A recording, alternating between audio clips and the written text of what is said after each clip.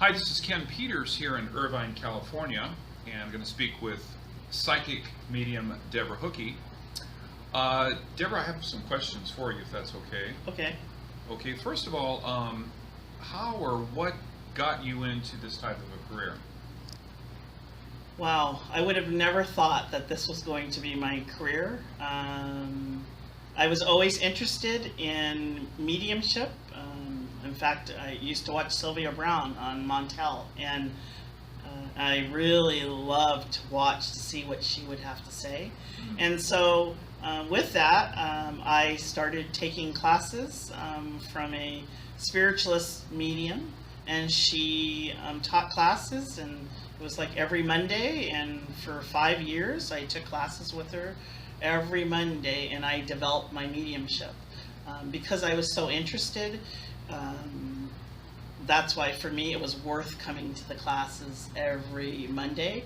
And what we taught was structured. We taught to bring in the spirit, and if it was male or female, and if it was how are they related, was it a family member or maybe it was a friend, and okay, so can you describe them to us, and okay, so if this is how they look, then what else can you tell us that is evidential? Because that is what mediumship is about. It's about giving that evidential information. And from that, then we gave that evidential information. And then if there was a message from that spirit, that loved one, then we went ahead and gave that message as well. So, and I've been doing mediumship for over 16 years now, 16, 17 years. So. And the positives and what have been maybe some negatives about choosing this type of a career? Well, you are always judged. I mean, whether you are bringing in a loved one, and are you exactly right, or people are always looking for you to be wrong. But this work is about giving a message of healing. It's to let them know that their loved ones are still here, that life still exists after death. And that is the whole purpose of mediumship. It's to know that your loved ones are still here. And so it is a form of healing. And it truly is something that for all those people that have grieved for years and years, and some maybe I just read for somebody that their wife was murdered, and he was grieving for 16 years. He never had any closure. And when he came to me, he never ever received a reading. He was very cold. And when I sat with him and his sister, I talked to him for a little while, and then I brought in his wife, and then the healing began. And everything that man held for 16 years, finally he had some relief. And it was that closure that he needed, that he held for 16 years. Have you ever received messages that you were somewhat afraid to give out? Sometimes you have to use discernment. I know a lot of mediums wouldn't say that, but not everybody is ready to hear that, by the way, that your mother is going to pass away, tomorrow, or not everybody is ready to hear that. Right. So I always rely on my guides to tell me if they're ready or not. And if they are, then I would tell them that. But if they're not, then I would hold back. I've had that happen many times, where maybe I can tell one, like husband and wife, the wife is not ready to hear it, but the husband is. And then I have to use my discernment then. But yes, you do have to use discernment when you're doing this. Have you had people that really got upset at maybe something, a message that was coming across? I have never really had anybody that really, really got upset. I just had to kind of explain it maybe a little different, for them to see it, and then they kind of understood better, And sometimes the way that we receive the message from spirit is not the way that that person who you're reading understands it fully, but it's the way that we are perceiving it. The other person may perceive it totally a different way. So we're only giving the information usually, and I teach a lot of classes, but I always tell my students, whatever you're getting, you need to say it. Because how are you going to know if that other person, if it's going to make any sense to them unless you say it, right? So, but yes.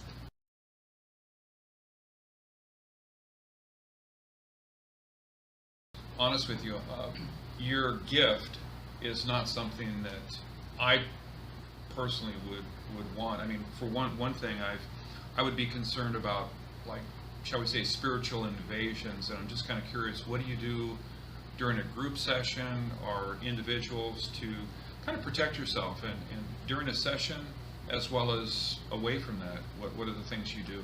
So for me, I have, and we all have, spiritual guides. Which I also teach classes about, our spiritual guides. But we have guides that are in our band that have been with us since the day that we're born, and they stay with us until the day that we die. And they work with me very closely, and they will help me with protecting my space, so to speak, for energy to get towards me. And when we say that, I always say that I have not only so to speak, the dead trying to get into my space, but I also have the living, you know. And so I had to learn how to work with my guides, and also I have to learn how to set my boundaries. And that's kind of how I had to, I'm still learning. I feel like when we're doing this work that we're always learning, and that we have to learn different ways of how to cope with it. For me, I meditate a lot, which brings your vibration really high.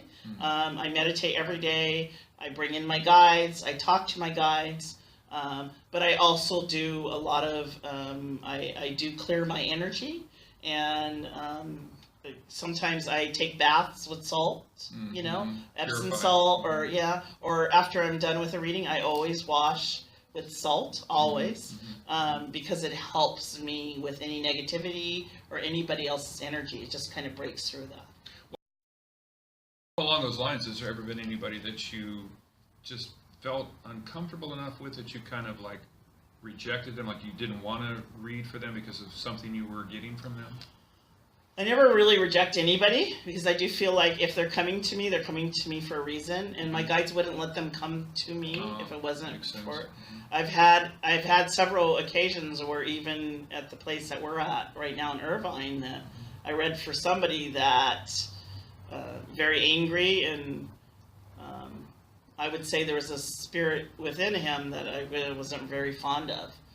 But because I work very closely with my guides and God, that there was a reason why I was there with him. And so I do trust in my guides, and I do trust in the work that I do, and of course I trust God and all the angels. I trust them with the work that I do. So with that, about the trust, I mean, that takes you along. When you're doing this work, that really takes you further and further.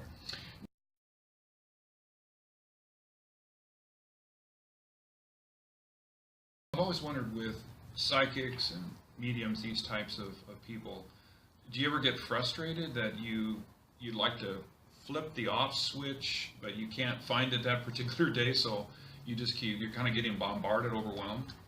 Well, maybe when I first started, that's how it was. I was bombarded, but you kind of have to learn. When you're doing this work, if you keep having spirit coming to you constantly, I mean, it will take a toll on you. I mean, you'll be so exhausted, so tired. So you have to learn ways of protecting yourself and setting boundaries for yourself, like I was telling you earlier.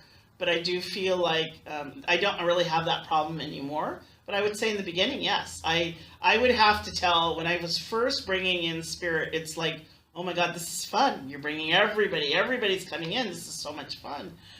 But I'd be at work, and they would give me, oh, you have to give so-and-so a message. You have to give so-and-so a message. You have to give so-and-so. And I would finally have to tell them that, you know what? Can you tell me after work? Yeah, too much. Yeah, it was too much. And they do learn. because we are here to help people, you know, but we have to help ourselves too.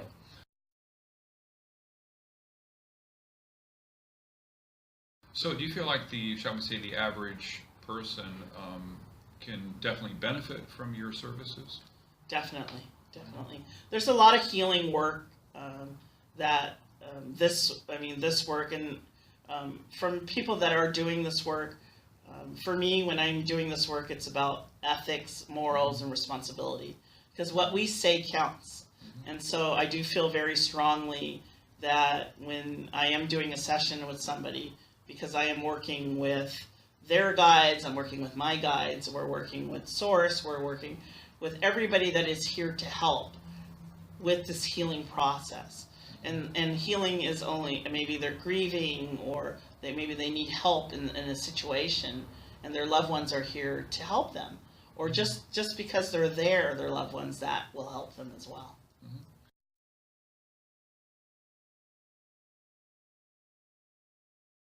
If there's anybody out there that wants to study mediumship, remember, it's a process. It's something that you don't learn day and night. It's something that you learn that takes time for you to process this development. Like a gift that you develop. It's well, I don't know if you can call it a gift, because I mean, I don't feel like you have to be born with it. I mean, other people will disagree, but I do feel like you can develop this gift, but it does take time. It doesn't, you can't take a course one weekend, or just take all the courses and think that you're, after 6 months, that you're in a medium. And I mean, I'm not going to say that you're not a medium. You can work as a medium, but it's a process. It doesn't happen overnight, because Spirit is going to teach you what Spirit wants you to learn at that particular time. Right. So when they feel that you're ready, they're going to help you.